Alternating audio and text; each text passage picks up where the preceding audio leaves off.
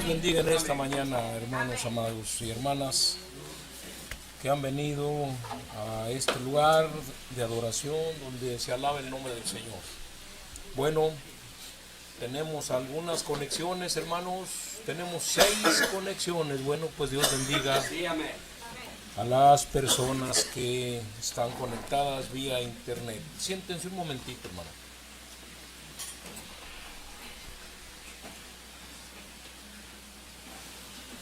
Bueno, vamos a hacer una oración por 2 personas. Nuestro hermano Juan Espinosa de Venezuela, lo van a operar mañana lunes a las 7 de la mañana y vamos a orar por él para que Dios conceda que todo salga bien. Sabemos que Dios usa a la ciencia médica, aunque siempre debe de ponerse Dios por delante de todas las cosas. Y hay ocasiones cuando Dios quiere hacer las cosas sin la ciencia. Hay ocasiones cuando dice, déjenmelo a mí solito, háganse para allá. Y porque Dios es Dios. Pero también vamos a orar por el pequeñito de nuestro hermano Rubén Rivera y la hermana Karina. Lo van a intervenir, le van a hacer una operación, así que vamos a estar de pie, mis amados hermanos. Vamos a orar primero por nuestro hermano Juanito y luego vamos a pedirle a nuestro hermano que pase a este lugar. Oremos. Señor, en el nombre de Jesús, Dios eterno y justo y verdadero, te pedimos por nuestro hermano Juan Espinosa, Señor, que va a ser intervenido quirúrgicamente. Padre Santo, te ruego, Padre, que tú seas dirigiendo la mano del médico, Señor, y que todo salga bien, que así como en el viaje que hicimos hace poco y que nos estrechamos la mano, nos abrazamos, pues que así vuelva a suceder, Señor, que volvamos a encontrarnos, Padre, saludarnos y conversar de las cosas de Dios. Te rogamos por él, Señor, y que tú seas en todo y que todo termine para bien. En el nombre del Señor Jesucristo te lo estamos pidiendo. Amén. Bueno, pase el hermano Rubensito, hermana Karina.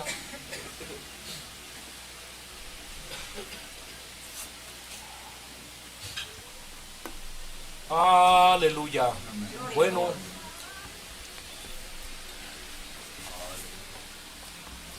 vamos a orar por este pequeñito, así, por aquí así. Bueno, ayúdenme a orar. Vamos, inclinen su rostro. Padre Celestial, en el nombre de nuestro Señor y Salvador Jesucristo, pedimos por este pequeño, Señor.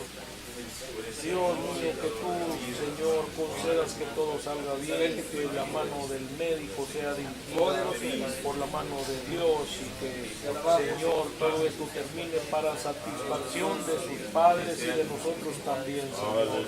En tus manos, Señor, encomendamos este pequeñito, en el nombre del Señor y Salvador Jesucristo. Amén. Pásenle a sus lugares. Bueno, ahora vamos a abrir nuestras Biblias, amados hermanos, en la Escritura, en San Lucas capítulo 17. San Lucas capítulo 17, una lectura muy conocida.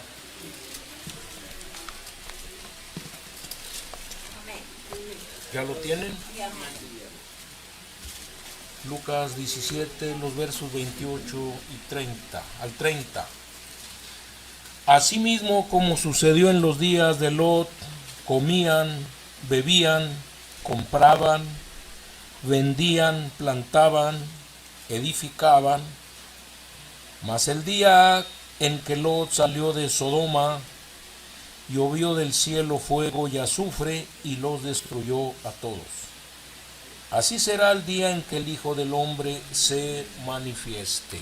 Oremos. Señor, en el nombre de Jesús, ahora nos encomendamos a ti, Padre, en la lectura de tu palabra.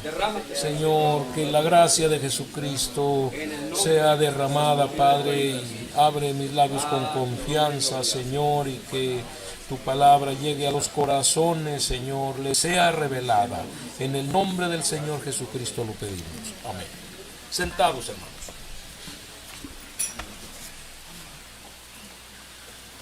Bueno, para esta mañana traigo un tema un poco raro,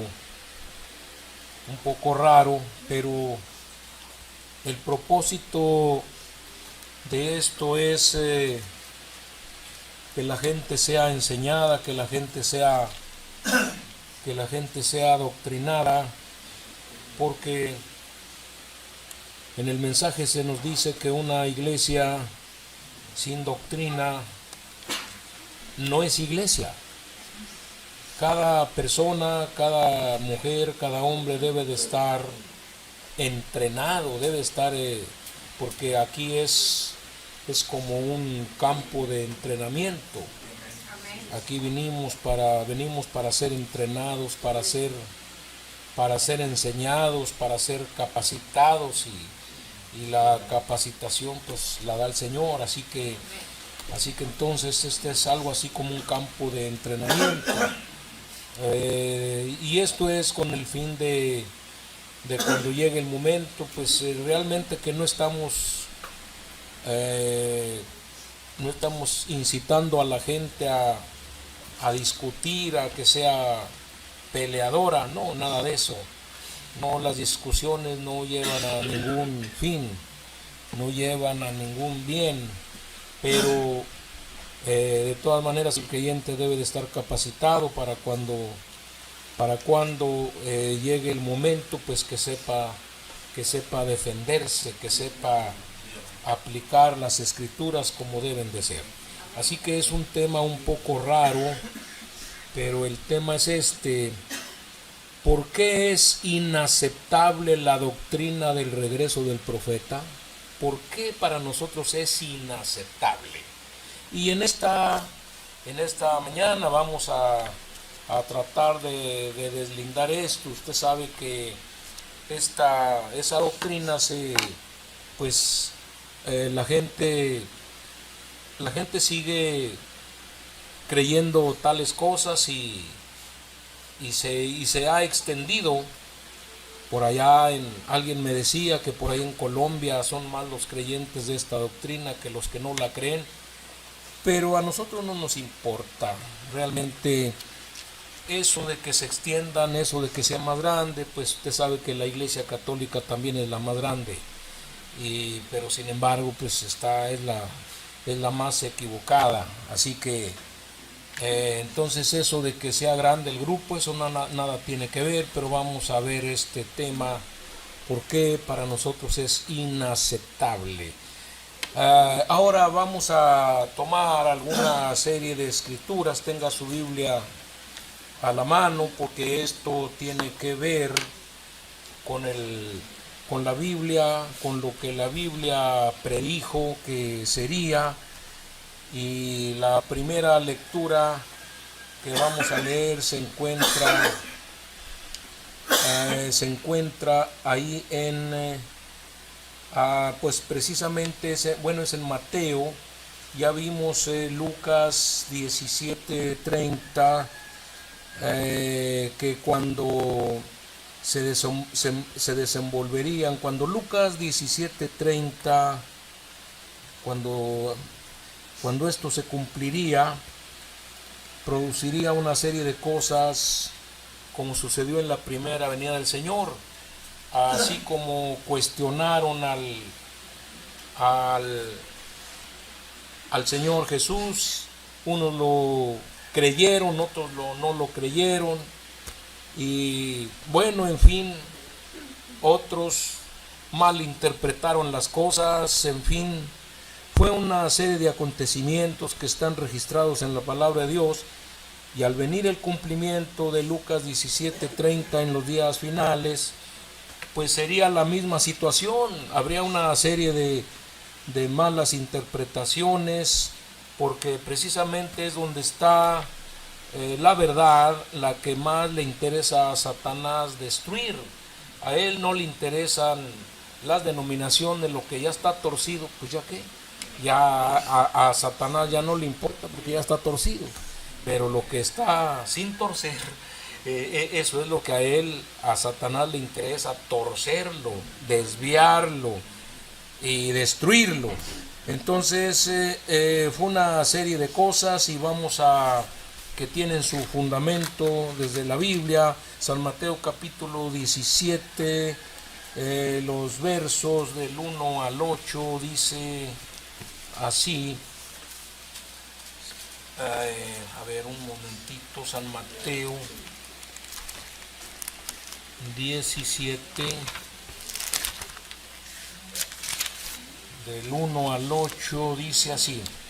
6 días después Jesús tomó a Pedro, a Jacobo y a Juan su hermano y los llevó aparte a un monte alto y se transfiguró delante de ellos y resplandeció su rostro como el sol y sus vestidos se hicieron blancos como la luz. Y he aquí les aparecieron Moisés y Elías hablando con él. Entonces Pedro dijo a Jesús: Señor, bueno es para nosotros que estemos aquí. Si quieres, hagamos aquí 3 enramadas, una para ti, otra para Moisés y otra para Elías. Mientras él aún hablaba, una nube de luz los cubrió, y he aquí una voz desde la nube que decía: Este es mi Hijo amado, en quien tengo complacencia. Al oír esto, los discípulos se postraron sobre sus rostros y tuvieron grande temor. Entonces Jesús se acercó y los tocó y les dijo: Levantaos y no temáis. Y alzando ellos los ojos, a nadie vieron, sino solamente a Jesús solo. Bueno, hasta ahí. Ahora esta visión o esta manifestación, que comúnmente es llamada por el cristianismo el monte de la transfiguración, porque aquí fue donde se transfiguró el Señor y su rostro y su cuerpo. A Moisés se le resplandecía solamente el rostro, se miraba como hoy le llamamos hay pinturas fosforescentes. Entonces a Moisés se le transfiguró el rostro y su rostro se miraba como de luz, brillaba. En el caso del Señor Jesús, todo su cuerpo. Y aparecieron ahí Moisés y Elías. Esta visión no solamente fue con el fin de vindicar al Señor, una vindicación sobre Él, aunque Él es mismo Dios. ¿Lo creen eso, que Él es mismo Dios? Entonces ahí cuando la voz dijo: Este es mi Hijo amado, en el cual tengo contentamiento, a Él oír. No solamente fue la vindicación sobre nuestro Señor, sino que fue también una visión futura de su segunda venida. El profeta le llama una vista anticipada de su segunda venida. Escuchen, esos son palabras del profeta, una vista anticipada de su segunda venida. Entonces ahí quedó mostrado cómo sería en su segunda venida, que habría de ser o habrá de ser con el Señor, acompañado de Elías y de Moisés. Ahora eso en parte ya se cumplió, porque Elías ya vino. Amén. Elías ya vino. En cuanto al tiempo de los gentiles, es el profeta que Dios envió para este tiempo en el cual estamos viviendo. Y luego después viene a los judíos, viene el Señor a través de Moisés, y otra vez el espíritu de Elías a través de otro hombre que no sabemos cómo se llamará, y vale más que no lo sepamos, ¿verdad? Porque si sabemos cómo se llama ese hombre, entonces ya ni para qué buscarle. Y Dios nos libre. Así que Entonces esta visión fue futura de cómo sería su segunda venida. Moisés acompañado de Elías, o sea, el Señor acompañado de Elías y Moisés. Bueno, también tenemos ahí otra escritura para corroborar esto. Es una serie de cosas también ahí en San Juan capítulo 21. San Juan 21. Aleluya.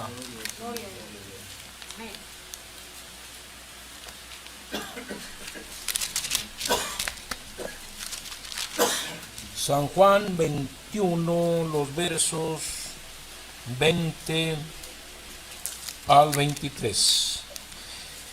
Volviéndose Pedro vio que le seguía el discípulo a quien amaba a Jesús, el mismo que en la cena se había recostado al lado de él y le había dicho: Señor, ¿quién es el que te ha de entregar? Cuando Pedro le vio, dijo a Jesús: Señor, ¿y qué de este? Jesús le dijo: si quiero que él quede hasta que yo venga, ¿qué a ti? Sígueme tú. Este dicho se extendió entre los hermanos que aquel discípulo no moriría. Pero Jesús no le dijo que no moriría, sino: si quiero que él quede hasta que yo venga, que a ti.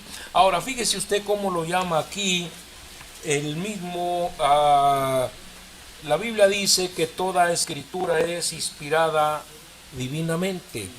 No fueron los hombres. El hombre solamente lo que aportó fue su mano para tomar la pluma y escribir, pero la inspiración fue de Dios y es de Dios.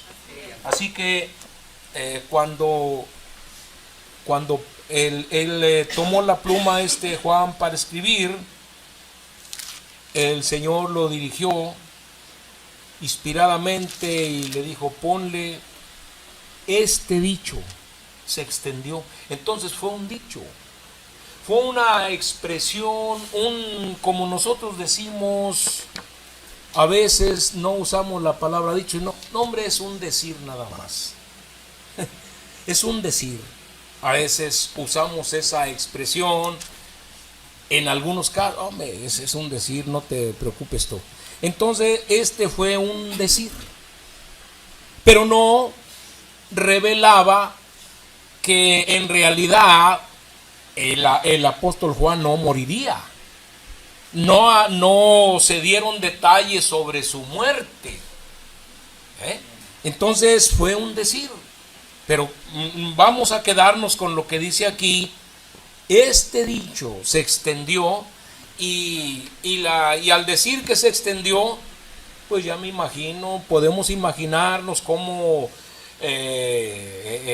había en cantidad de creyentes. No, pues si nada más en el día de Pentecostés se bautizaron 3,000 personas y luego al poco tiempo, creo, esa iglesia de Jerusalén llegó a tener 5,000 miembros y todos los de los alrededores. Así que se extendió ese dicho, ese decir de que aquel discípulo no iba a morir, sino que iba a permanecer vivo hasta que el Señor regresara en su segunda venida. Pero el mismo Juan, el escritor, él mismo dice aquí: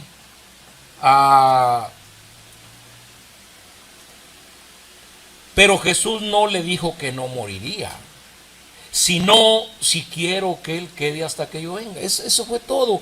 Y a veces se hacen doctrinas de una frase, de una palabra, de dos palabras, cosa que no debe de suceder. Una doctrina, para sostenerla como una doctrina, debe de correr en continuidad con toda la Biblia. Y no se puede simplemente hacer de una frase. Entonces, de este dicho se hizo una doctrina de que no iba a morir y se extendió y Y quizá llegó el momento cuando Juan porque él era muy joven cuando él anduvo con el Señor, probablemente haya sido un joven de unos 22, 23, 24 años. Es posible, era el más joven de todos los discípulos y cuando ya entró en años posiblemente alguien le decía: Juan, ya te estás haciendo viejo, no digas eso, él no va a morir, él va a esperar. No es así, no era así. Amén. Así que se extendió todo esto. Luego estas cosas habrían de repercutir hasta el tiempo del fin, porque en cierta manera se cumplió lo que el Señor dijo: si quiero que Él quede hasta que yo venga. Y en cierta manera Juan quedó hasta que el Señor regresó, más bien fue testigo de una revelación donde Dios lo transportó en visión hasta el tiempo del fin. ¿Sí me están entendiendo? Pero no físicamente. No. Él lo trasladó así como Moisés. Moisés fue el escritor del libro del Génesis. Y sin embargo, Moisés vivió pues unos 3.300 años después de lo sucedido en el huerto del Edén. ¿Y cómo es que él escribió Moisés lo que sucedió? Porque Dios lo llevó a través del túnel del tiempo. Porque Dios es capaz de llevar a 1.000.000 de años atrás y es capaz de llevarnos a 1.000.000 de años adelante. ¿Lo creen, hermano? Pues Él es Dios, Él conoce el fin del principio. Así que entonces en cierta manera se cumplió, hay un cumplimiento de un doble sentido de ese dicho de Jesús: y quiero que Él quede hasta que yo venga. Y sí quiso, y sí quedó, pero no físicamente, sino que fue trasladado a través del túnel del tiempo por medio de la revelación, y fue el que le mostró a Juan todas las cosas. ¿Ve? Fue el que le mostró a Juan, o más bien el escriba, no el que le mostró. El que le mostró a Juan todas las cosas fue el ángel, que ahorita vamos a entrar a eso. Pero Juan fue el escriba, y porque él siendo el escritor, ¿verdad? Pues dice que y vi esto, y ahí estaba aquel hombre escribiendo. Bueno, Apocalipsis, vamos a ver otra escritura, Apocalipsis capítulo 22. Capítulo 22. Bueno, ya dijimos que fue Juan el escriba, el que escribió el libro del Apocalipsis, pero el que le mostraba las cosas, ¿quién fue, hermanos? ¿Cuál ángel? A ver, no patinen. ¿Cuál fue el ángel? El séptimo ángel, díganlo claramente, el séptimo ángel. Pues el ángel, no. Debemos ser clarines, hermano. Aleluya, el séptimo ángel. Bueno, aquí está, fue el que le mostraba, porque 3 personajes tuvieron que ver en la existencia del libro del Apocalipsis. El primero, el autor. ¿Quién es el autor? ¿Quién? El Señor Jesucristo, porque dice la revelación de Jesucristo. Entonces no hay otro dueño. Él es el autor. El escritor, ¿quién fue? Juan. Y el que le mostraba las cosas a Juan, ¿quién fue? El séptimo ángel. O el ministerio Elías en su 4ª manifestación, que es lo mismo. Aleluya. Bueno, ahora vamos aquí a ver Apocalipsis capítulo 22 y los versos 8 y 9.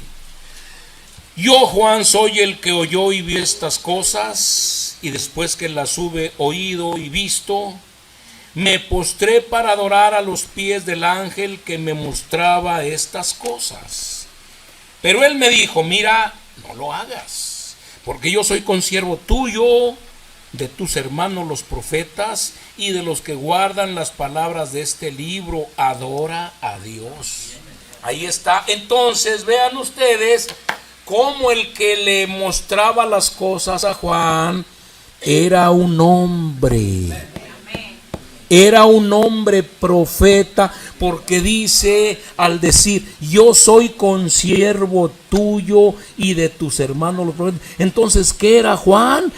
Era más que un apóstol, era un profeta. Porque un profeta, él ve visiones y es el que escribe la palabra, es un escritor de la revelación que les da. Así que entonces, no me adores, porque yo soy un consiervo, o sea, soy un coigual a ti en ministerio. Soy coigual, somos de los mismos. Y de tus hermanos los profetas, adora a Dios. ¿Ve? Juan en 2 veces se trató de adorarlo. Porque Juan miraba al que le mostraba las cosas. Él no es que vio la cosa, que haya visto la fisonomía. En aquel tiempo no existía ningún país americano aquí en estas tierras, aquí de México y de Estados Unidos. Los únicos habitantes, yo creo que ni indios siquiera en aquel tiempo, pues eran lleno de jabalines y venados y toda clase de animales de la fauna silvestre. Era lo que había en estas tierras. Así que no es que Juan haya visto la nación americana y que haya visto el rostro del hermano Branham, si no se da la sentada para atrás. Usted sabe que los judíos eran tremendos y sabiendo que era un gentil. No, pero él vio, el libro del Apocalipsis fue escrito en símbolos, en figuras, no como nos estamos viendo aquí, sino en figuras. Y la figura del ángel que le mostraba era tan poderosa y hacía tantos milagros y tantas cosas que dijo Juan, este es el Señor. Dice, no me adores a mí. No, a mí no. Adora a Dios. Porque yo soy consiervo contigo y con tus hermanos los profetas. Adora a Dios. Entonces, en 2 ocasiones rehusó la adoración. Entonces, ¿qué quiere decir? El hermano Branham dice que el libro del Apocalipsis fue una especie de ensayo, así como cuando fue filmada la película, la Biblia, o más bien el tercero. Los 10 mandamientos. Sí, más bien, los 10 mandamientos, sí. Sí, los 10 mandamientos. Dice que el autor Cecil B. DeMille, esa fue a principios de la década del 50, ya por el 1950, 52, 53, por allá fue filmada, y dice que antes de pasarla al público, la pasó como en una especie de ensayo a todos los ministros, y hasta el hermano Branham fue invitado.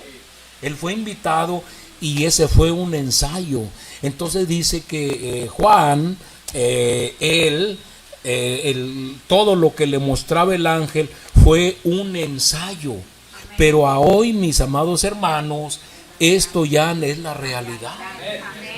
Cuando vino aquí, estuvo aquí sobre la tierra, el mensajero, ese ya no fue un ensayo, fue la realidad.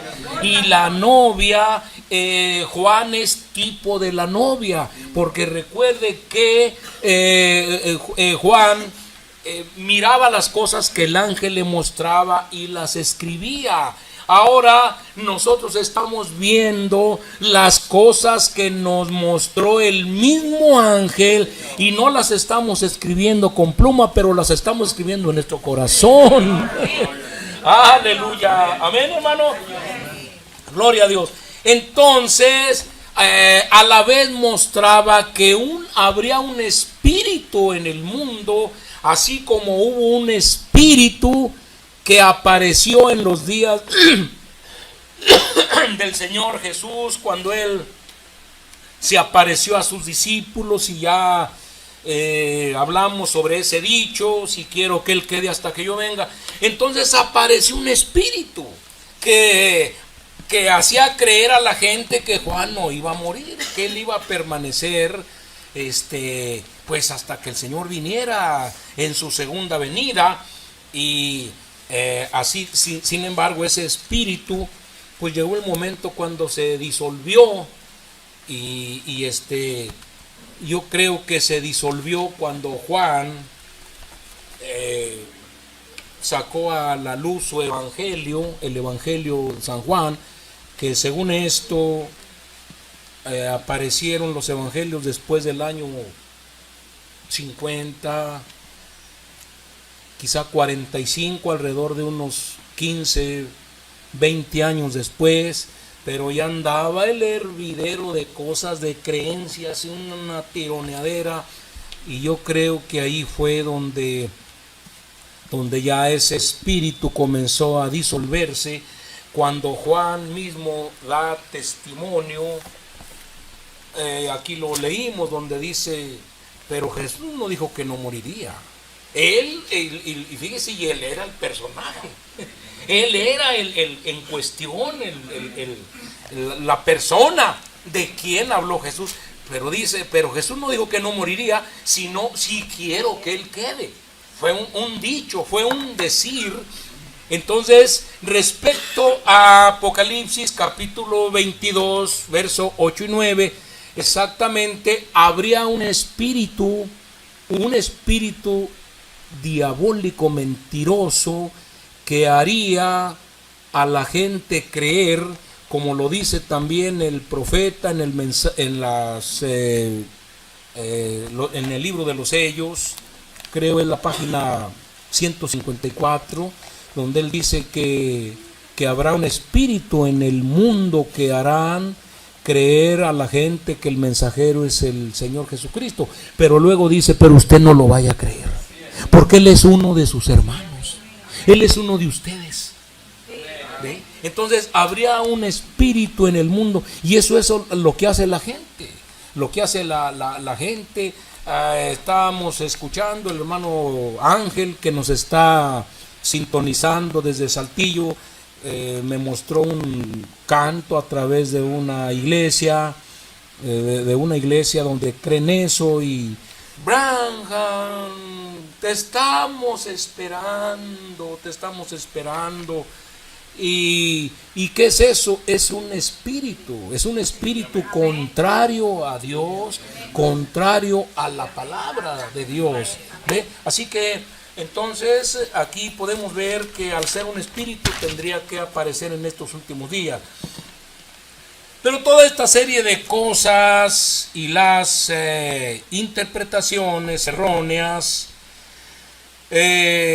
han dado a luz la creencia de lo que se llama como el regreso del profeta. Y el fundamento está en el mensaje titulado "Y no lo sabéis".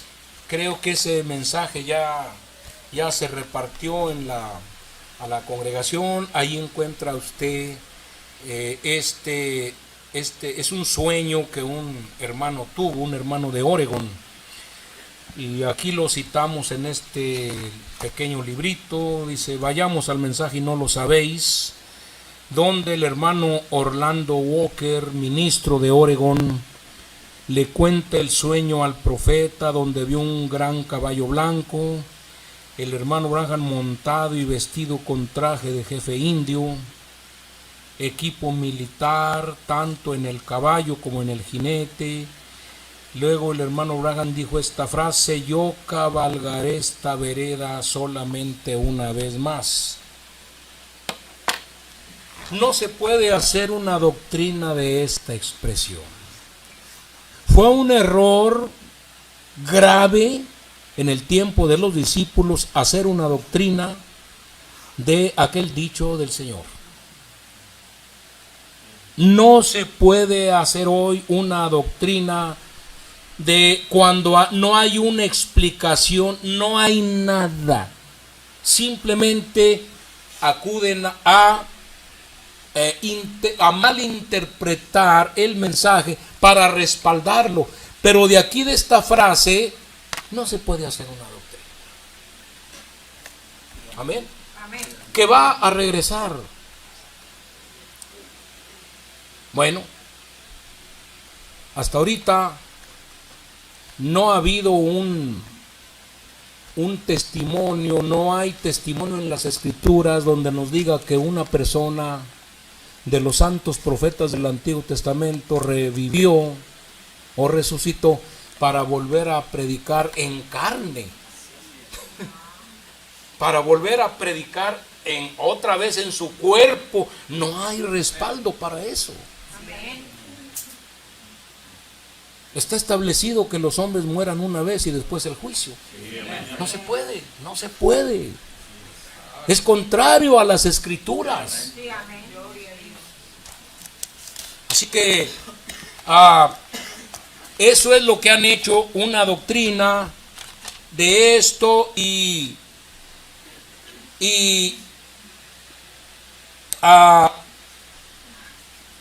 para respaldar esto, para darle respaldo y fuerza, bueno, para eso dicen que el séptimo sello no ha sido revelado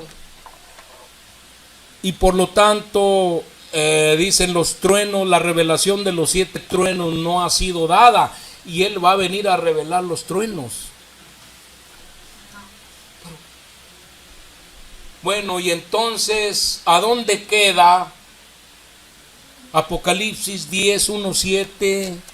Pero en los días de la Apocalipsis 10, 7, en los días de la voz del séptimo ángel, cuando él comience a tocar la trompeta, el misterio de Dios será consumado. Ahora el séptimo ángel comenzó a tocar la trompeta en el 46, cuando fue comisionado para las campañas evangelísticas, predica la palabra, reprende, redarguye a tiempo y fuera de tiempo, y luego fue revelando las doctrinas perdidas durante las edades, que las campañas terminaron en el 55, y en el 57 comenzó a predicar y a revelar las doctrinas perdidas durante el oscurantismo. 57, 58 hasta el 62, todas esas doctrinas como la unidad de Dios, el bautismo bíblico, la simiente de la serpiente, la predestinación, la posición bíblica de la mujer, todo eso fue revelado durante ese tiempo. Y luego ya en el 63 vinieron la revelación de los sellos, las edades de la iglesia en el 60, en el 63 los sellos, y de ahí la serie de mensajes que tenemos de los sellos del 63 al 65. Reveló, todo fue consumado. ¿O no fue consumado todo? Correcto. Entonces, esta gente, para darle fuerza a esa doctrina herética, ellos dicen, no, es que no fue revelado el séptimo sello, y para eso Él tiene que venir. Sí, para eso ellos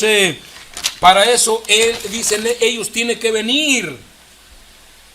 Ellos esperan que esa revelación futura les dará la fe de rapto. El fundamento de esas personas es futuro, no es un fundamento por una obra que Dios haya hecho presente, sino que en el futuro. Ciertamente que nosotros también estamos esperando ese futuro, pero con un fundamento que Él ya ha hecho una obra, ya en nosotros.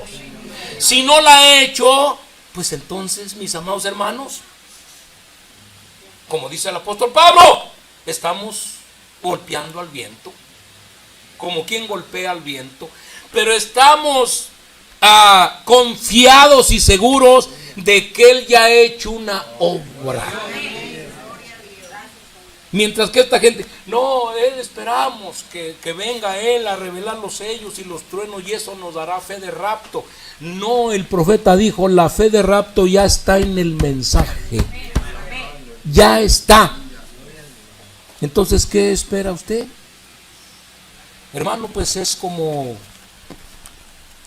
alguna gente, yo creo que está como cuando se les da un cheque para que lo vayan a cobrar al banco. Y a veces, aunque el cheque por la persona que está firmada y la institución o lo que sea se considera 100% seguro, la persona, ay, a lo mejor me lo rechazan y a lo mejor es de hule o a lo mejor es de esto. No, ¿cómo, hermano? El profeta dice que las promesas de Dios son un cheque firmado ya. No es que si te lo va a dar, ya te fue dado. Ya está, simplemente tómalo, acéptalo. Aleluya, gloria a Dios. Así que, entonces, mis amados hermanos, mientras que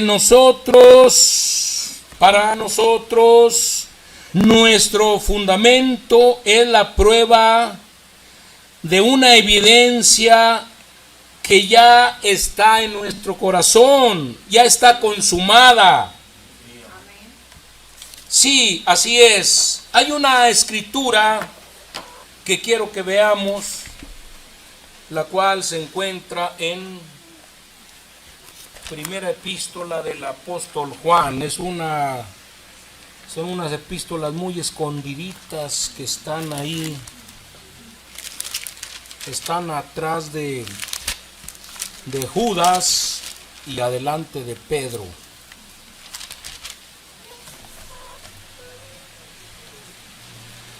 Adelante de Pedro.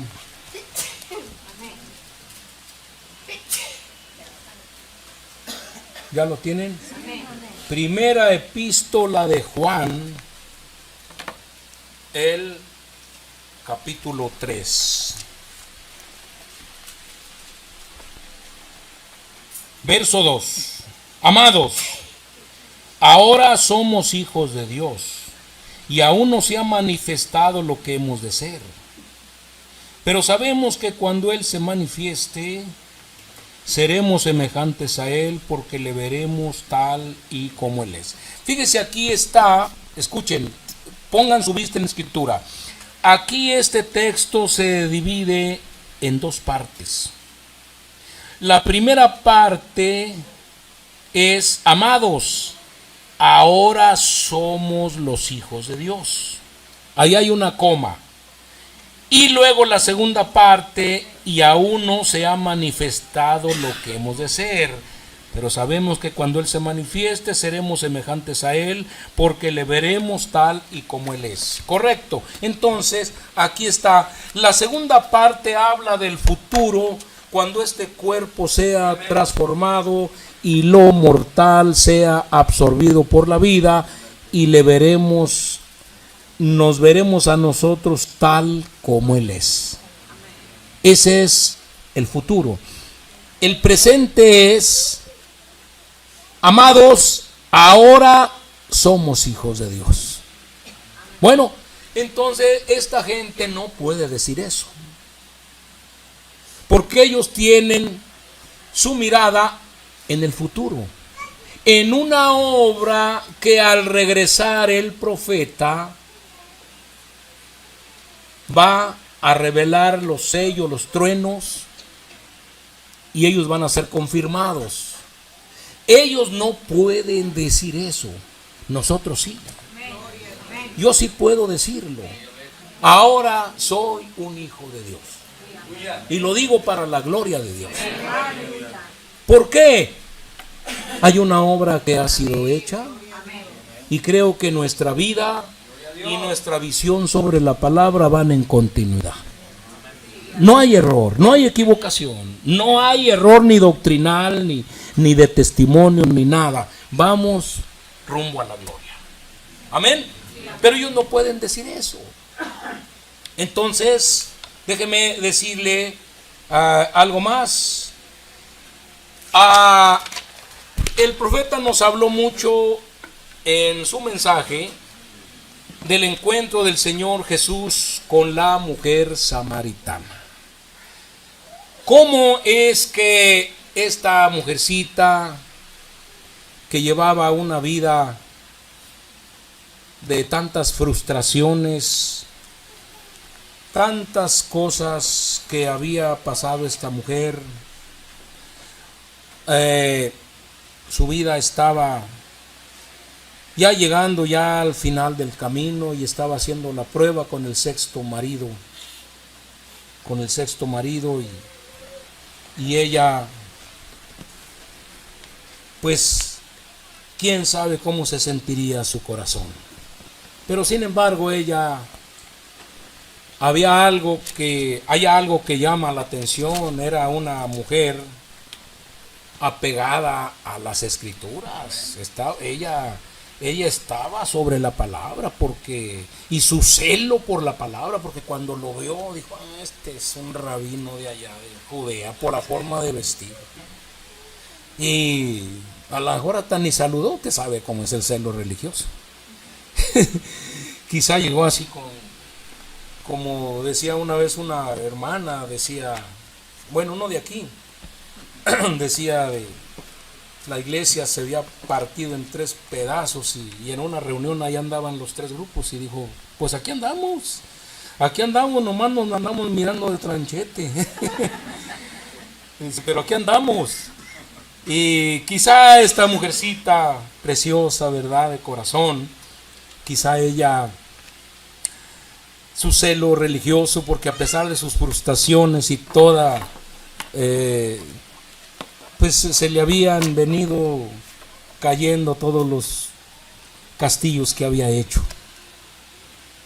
Pero su celo por Dios, por su palabra, por lo que ella creía que le había sido enseñado quizá desde niña, no se apartaba. Y cuando lo vio dijo: no, este es un rabino.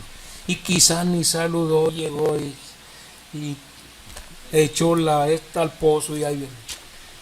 Jesús le dijo: mujer, dame de beber. Bueno, y tú, como siendo judío, me pides a mí beber, que soy mujer samaritana, si no hay trato entre uno y otro por las creencias. Mujer, si tú supieras quién es el que te dice de beber, él te daría agua viva. Señor, pues ¿de dónde me vas a dar agua viva si no tienes con qué sacarla? Porque cada quien traía su mecatito, hermano, porque te sabes como el día de hoy, en donde hay un pozo, hermano, se lo llevan los marihuanos para ir a comprar, dar el mecate por alguna bachicha de marihuana. Así que había que traer el mecatito, la soguita y la cubeta. Señor, pues no tienes con qué sacarla, ¿con qué me vas a dar? Mujer, cualquiera que tome de este agua volverá a tener sed, pero del agua que yo le daré será una fuente que salte para vida eterna, y la persona no tendrá sed jamás. Señor, dame agua. Dame de esa agua para ya no venir a sacarla aquí. Oiga, hermano, qué facilidad, ¿verdad? Qué acomodo tan tremendo. Quizá ella venía de 4 o 5 cuadras y dame de esa agua para ya no venir a sacarla aquí. Bueno, está bien. Anda, llama a tu marido y ven acá. Señor, no tengo marido.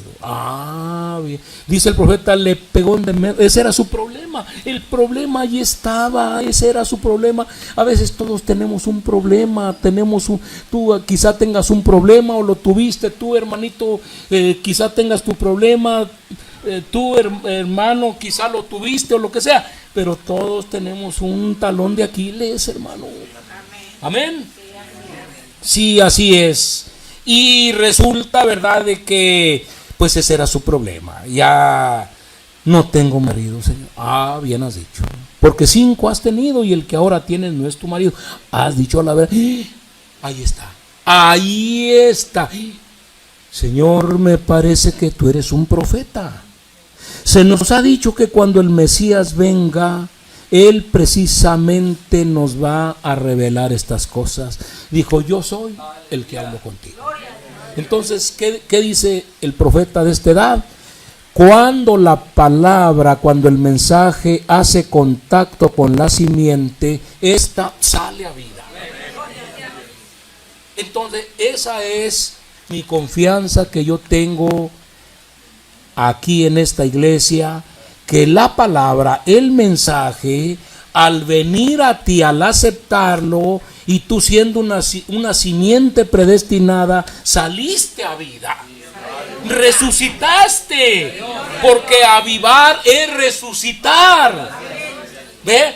No le podemos echar agua a una piedra. Tú le echas a la maceta donde tienes una planta, porque esa planta va a brotar. Si es semilla, si ya es la planta, se va a llenar de follaje, va a florear, y por eso le echas agua. Pero no le puedes poner agua a una piedra, porque ella está muerta. Ella no tiene vida en sí misma. Es la simiente predestinada la que tiene vida.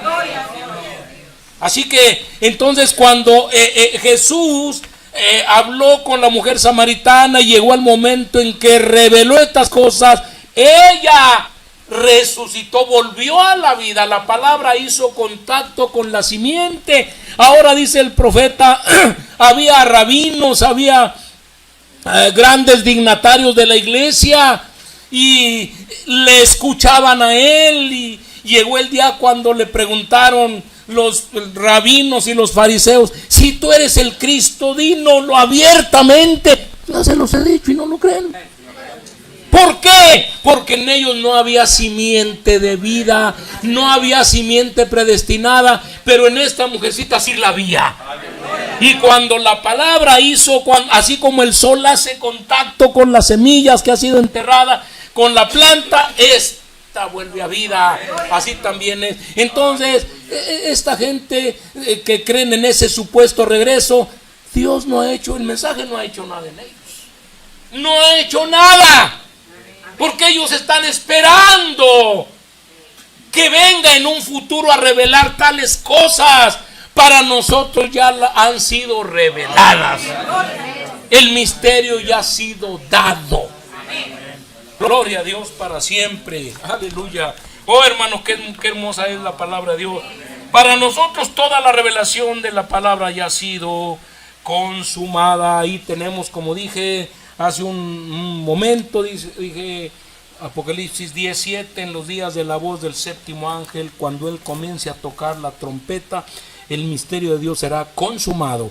Y el misterio y la palabra consumado está en su estado de pasado. La palabra consumar, consumará, y consumado, consumará es en su estado futuro, y consumado es en un estado ya pasado. Será consumado. Entonces el misterio ya fue consumado. Entonces, ¿qué es lo que tenemos? Tomar la palabra de Dios. Entonces esa es la gran diferencia entre la gente que cree esas cosas y lo que nosotros creemos por testimonio de la palabra de Dios. Estábamos hablando anoche, ¿verdad? Yo había visto ya ese video en el YouTube de una iglesia. ¿Dónde será eso, hermano? Donde muestran ese caballo blanco. En Colombia. Sí. Pareciera como un estadio, pero es un lugar muy bonito de puro pasto verde y hay como una especie de pequeña lomita pequeña así. Y lleno de gente. No, ahí hay cientos y cientos de personas y luego de repente aparecen un tremendo caballo blanco con un jinete y comienza a correr y a dar vueltas y pues ellos ahí están representando que así va a venir y que entonces, no, hermano, es muy bonito, pero no cuadra con la palabra. Como dice el profeta, ¿verdad? De las planchas de José Smith, el profeta de los mormones, las llamadas planchas que le dio y que esto y que el otro, planchas creo eran de oro, ¿de qué? ¿Eh? ¿Quién ha leído sobre eso? Eran de oro, sí. Yo creo que hambre tenía de oro este hombre. Y ahí están esas planchas, dice el profeta, muy bonita revelación, muy bonita, pero no cuadra con la palabra. Simplemente José Smith tenía un chorro de mujeres, un montón de mujeres, y era un polígamo. Y las creencias totalmente contrarias, así que muy bonito. Entonces esto lo muestra muy bonito también, no, y luego a color y el tremendo caballo blanco troteando y no, eso no cuadra. Así que, mis amados hermanos, entonces esa es la gran diferencia. Ellos están, ya para terminar, recalcar, ellos tienen su fundamento, es futuro. Para nosotros es presente, pero también futuro. Y tomamos esta escritura aquí que ya leímos. Amados, ahora somos hijos de Dios. Aleluya. Ahora yo pregunto, ¿puede usted decir eso? Ahora somos hijos de Dios. Pero no somos lo que debemos de ser, ¿verdad que no? Porque eso está en el futuro. Eso está en el futuro. Pero ahora nuestra alma ya ha sido redimida, porque ya fue comprada y le hemos aceptado a Él en el poder de su resurrección. Así que, pues, a la lona con esa enseñanza del regreso. No hay nada, mi hermano. Son puras pamplinas. Son puras pamplinas. Así que nos quedamos con la palabra de Dios. Vamos a estar de pie, mis amados hermanos. A los que quieran, si se grabó eso, hermano, los que quieran alguna copia para que la estén rumiando como las ovejas, pueden solicitarlo. Señor, en el nombre de Jesús, te damos las gracias en esta hora, Padre. Gracias a ti por tu palabra. Bendice, Señor Jesús, a este pueblo. Señor, enséñanos tu doctrina y líbranos de todas las cosas erradas de este mundo, Padre. Cuántas cosas el diablo ha sacado. Que el Señor lo reprenda, pero poderoso eres tú para guardarnos. Gracias, Padre, en el nombre de Jesús. Amén. Para comenzar les encargo yo una copia, hermano.